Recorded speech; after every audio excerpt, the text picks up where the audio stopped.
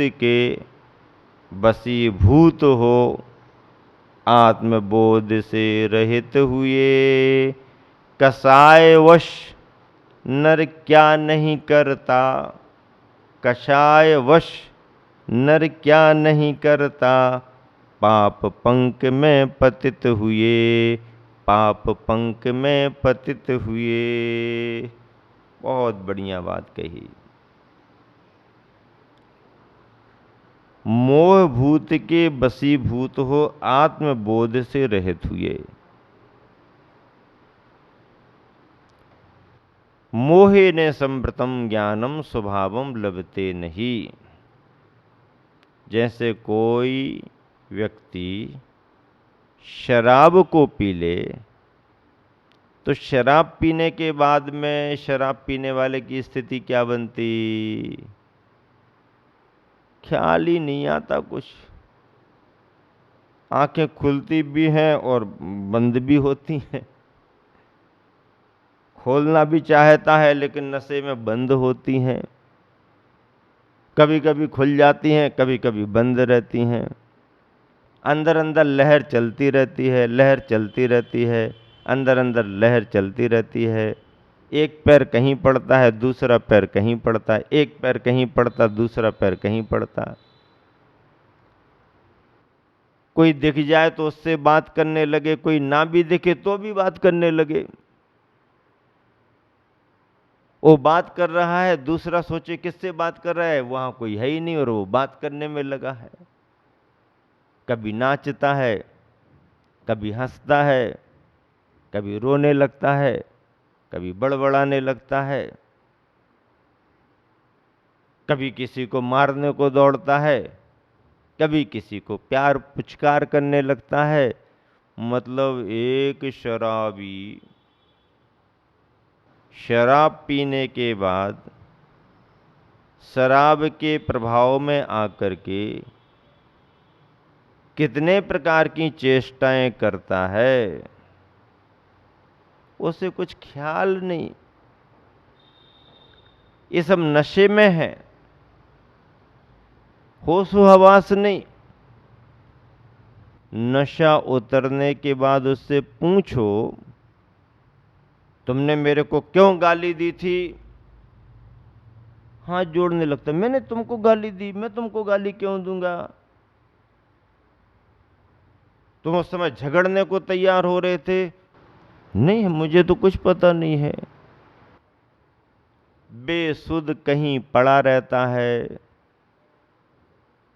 होशो हवास रहता नहीं है, जूते चप्पल कहीं गिर जाते हैं, कपड़े यहाँ वहाँ हो जाते हैं, और तो और रास्ते के किनारे पर पड़े पड़े पड़े पड़े पड़े पड़े और यहाँ वहाँ से आते जाते कुत्ते वगैरह भी सब उसी में सम्मिलित हो जाते।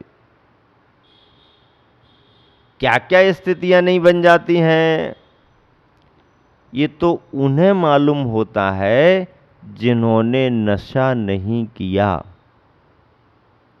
जो नशे से दूर हैं, नशे से जो परहेज करते हैं। नशा नाश कर देता है, बुद्धि का नाश करता है, शरीर का नाश करता है, धन पैसे का नाश करता है और समूचे परिवार का भी नाश कर देता है। नशा नाश करता है। नीतिकारों ने इसलिए लिखा है कि शराब में उजाड़ने की प्रकृति है ही, शराब उजाड़ती ही है। कैसे उजाड़ती है शराब? नीतिकार कहते हैं कि चैत्र के महीने में जैसे ही महुआ के फूल आते हैं, महुए से शराब बनती है, तो चैत्र के महीने में जैसे ही महुआ के फूल आते हैं तो महुआ के फूल आते ही पत्ते झड़ने लगते हैं, वृक्ष के सारे पत्ते झड़ जाते हैं। मतलब जिस महुए के फूल में शराब बनने की क्षमता है, उसके आते ही वृक्ष में उजाड़ आ जाता है। शराब बनने वाले फूल के आते ही वृक्ष में उजाड़ आ जाता है, तो उससे बनी हुई शराब को पीने वाले के जीवन में और उसके परिवार में भी उजाड़ ही आता है, उजड़ता ही है उसका परिवार। इसलिए मोह महामद पियो अनादि को समझो और मोह के नशे से दूर हो, मोह भूत के बसीभूत हो, आत्मबोध से रहित हुए। मोह भूत के बसीभूत हो, आत्मबोध से रहित हुए। कसायवश नर क्या नहीं करता, पाप पंक में पतित हुए। कसाय के वशीभूत होकर के प्राणी क्या क्या अनर्थ नहीं कर जाते हैं, ये तो देखने वाले जानते हैं, समझते हैं। कसायों का प्रभाव, मोह का प्रभाव, पंचेंद्रिय के विषयों का प्रभाव संसारी प्राणी को कष्टकर होता है, कष्टदायी होता है। इनका प्रभाव तो है, पर अंदर से जब हमारा आत्म पुरुषार्थ जागता है, तो ये इनकी सारी शक्तियाँ भी एक तरफ धराशायी हो जाती हैं। फिर न कसाय टिकती है, न पाप टिकता है, न पंचेंद्रिय के विषय टिकते हैं। एक बार अंदर ज्ञान और वैराग्य की शक्ति जागृत हो जाए, तो संसार के सारे प्रभाव समाप्त हो जाते हैं। धर्म के उपदेश में आचार्यों का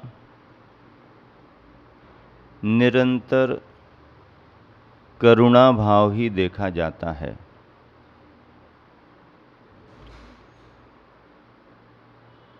शास्त्रों के रूप में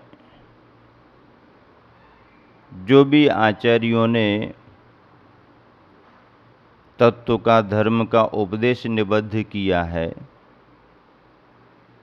उसमें प्राणी मात्र के प्रति करुणा का भाव है। भावना ये रही है कि सभी भव्यात्माओं को कल्याण का मार्ग मिले, सच्चे धर्म को समझ करके सभी भव्यात्माएं सच्चा सुख प्राप्त करें। करुणा के बिना कभी किसी के प्रति भलाई का भाव होता ही नहीं है। कहें सीख गुरु करुणा धारव। गुरुवर करुणा को धारण करके ही शिक्षा देते हैं। सुनीति शतक उसी करुणा भाव से भरा हुआ है। प्राणी मात्र को ध्यान में रख करके गुरुवर ने करुणा के संदेश दिए हैं। विभिन्न विभिन्न नीतियों से गुरुवर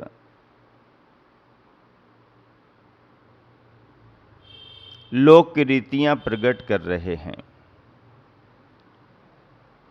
आज की नीति है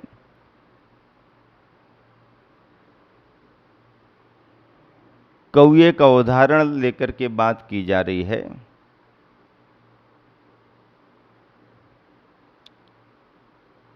कौए में कुछ विशेषताएं भी हैं, पर पता नहीं क्यों उन विशेषताओं की अनदेखी करते हुए लोग कौए को अच्छा ही नहीं मानते। लोक रीति बन गई, लोक मान्यता बन गई।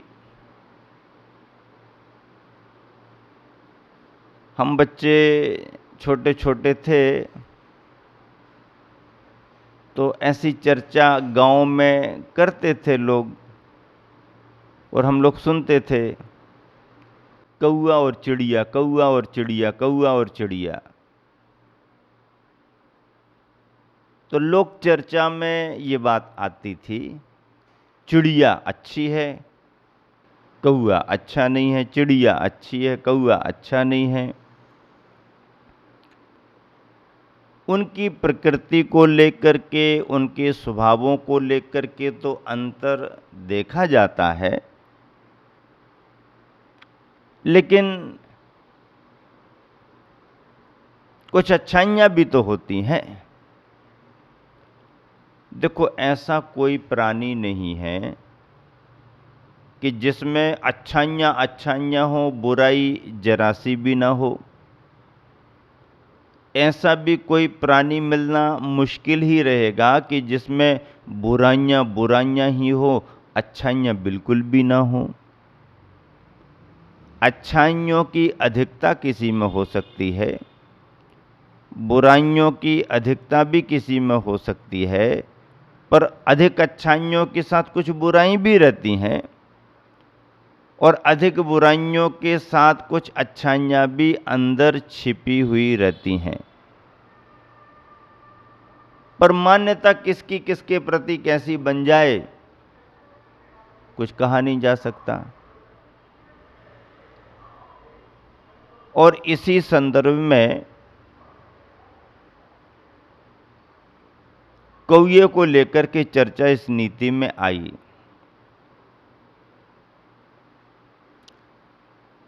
स्वजाति वात्सल्य गुणम दधानः, स्वजाति वात्सल्य गुणम दधानः, संभोग कार्येन दिवारतोस्तु, तथापि काको जगतादृतो नो, तथापि काको जगदादृतो नो, मन्येत रूढ़िर नहीं चान्य हेतु। बहुत अच्छी बात कही। क्या कहा जा रहा है? यद्यपि काकः, कौआ, स्वजाति वात्सल्य गुणम, अपनी जाति में स्नेह गुण को दधाता, धारण करता है।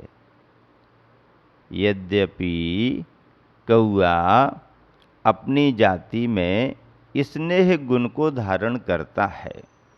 देखा आपने कौए को, कुछ खाने को उसको मिल जाए, दिख जाए, तो काँव काँव काँव काँव काँव काँव करके अपने सभी साथियों को बुला लेता है। कौआ अकेला नहीं खाता, कौआ अपने जाति के सगोत्री बंधुओं को बुला करके उनके साथ में फिर खाता है। विशेषता मानी जाए कि नहीं मानी जाएगी? बताओ, बोलो। विशेषता मानी जाएगी कि नहीं मानी जाएगी? मानी जाएगी ना? मानी जाएगी। वस्तु थोड़ी हो या बहुत, इससे ज़्यादा प्रयोजन नहीं है। अपने खाते समय दूसरे का भी ध्यान रखना खासियत है।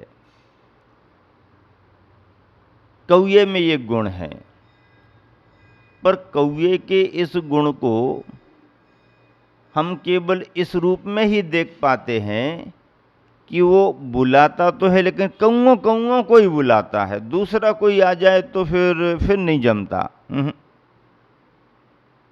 दूसरा कोई आ जाए तो फिर नहीं जमता। कौओं कौओं को ही बुलाता है।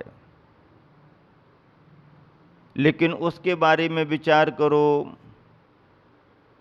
जो अपने सजाती बंधुओं के साथ, सगोत्री बंधुओं के साथ, कुल कुटुंबियों के साथ इनको तो याद करता ही करता है, इनको तो सम्मिलित करता ही करता है, बल्कि जो हमारे नहीं हैं, हमारा रिश्ता जिनसे नहीं है, ऐसे उन सभी बंधुओं को भी बुलाता है।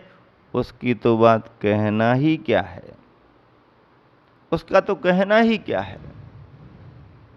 निमंत्रण देते हैं आप, लिस्ट बनी हुई है, परिचितों परिचितों को बुलाते हैं, जिन जिन के यहाँ आप जाते हैं उन उनको बुलाते हैं, अच्छी बात है। व्यवहार तो बराबरी का होता है, जिनके यहाँ जाएंगे उनको बुलाएंगे। कहाँ कहाँ कार्ड भेजना है, लिस्ट बनी हुई रखी है। तो जहाँ जहाँ कार्ड भेजना है, जो जो तुम्हारे अपने हैं, परिचित हैं, आना जाना है, उनको तो भेजो, भेजते ही हैं। लेकिन कभी कभी कोई उदारमना व्यक्ति ऐसा भी आगे आता है जो कहता है हमारे यहाँ भोजन के लिए सारे नगर निवासी आमंत्रित हैं। संपूर्ण नगर को ही आमंत्रित कर लिया, संपूर्ण नगर को ही भोजन करा रहा। परिचित हो अपरिचित हो, अपना कुल कुटुंबी हो ना भी हो, अपनी समाज का हो ना भी हो, लेकिन भोजन भंडारे के भाव से उसने उस दिन इस तरह का आयोजन रख लिया कि जो भी आए सादर आमंत्रित है, भोजन करे, जो भी आए भोजन करे, सभी के लिए भोजन का निमंत्रण। बहुत बड़ी बात है।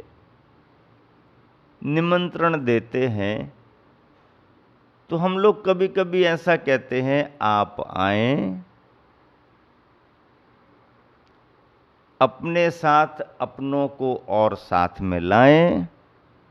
आप आएं, अपने साथ अपनों को साथ में लाएं, और जो अपने नहीं हैं उन्हें अपना बनाएं, और फिर उन्हें भी अपने साथ लाएं। निमंत्रण बराबर हो गया ना? बराबर हो गया। आप आएं,